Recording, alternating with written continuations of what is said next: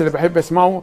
وعلى فكره شايف ان ليه بيبقى ليه في اوقات مصطلحات غريبه يا كابتن؟ ما هو الافيهات دي انا افتكر في مره كتبت برضو على صفحتي انه كذا كذا، وعندي على صفحتي رئيس التحرير فوقني، فوجه له الرساله دي ووصلها له، فقال انا مش هقول افيهات عشان ما حدش يزعل مني ومش عارف ايه. فبالتالي قدم اخر ماتش كان اهلي والزمالك اعتقد بطريقه ولا اروع.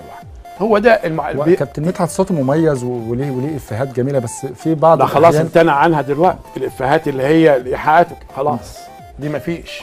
واتمنى ان كل المعلقين دلوقتي ما يكونش في ايحاءات منهم سواء باي كلمه، لان في اسر هي اللي بتتابع. حتى لا اسر بتتابع، فبالتالي نتمنى ان يكونوا يحافظوا على كابتن خالد. بقى اخر سؤال ليك، مين في حياه الكابتن خالد واخده الضوء الاخضر ينفع يعمل كل حاجه؟ واخد نقطه العبور من الكابتن خالد. والله اذا هياخد كل حاجه اولادي واختي ايمان دول معاهم الضوء الاخضر في حياه الكابتن هم اللي خالد. معاهم الضوء الاخضر يعملوا اي حاجه يقدر يعملوها، خاصه بنتي الصغيره هبه يعني. ربنا يبارك فيهم يا كابتن. الله يخليك كابتن خالد، سعدت جدا طبعا بلقاء حضرتك النهارده، وكانت حلقه مميزه في اول حلقات الضوء الاخضر. اعزائي المشاهدين، نشوفكم ان شاء الله الاسبوع القادم في برنامج الضوء الاخضر. دمتم بخير.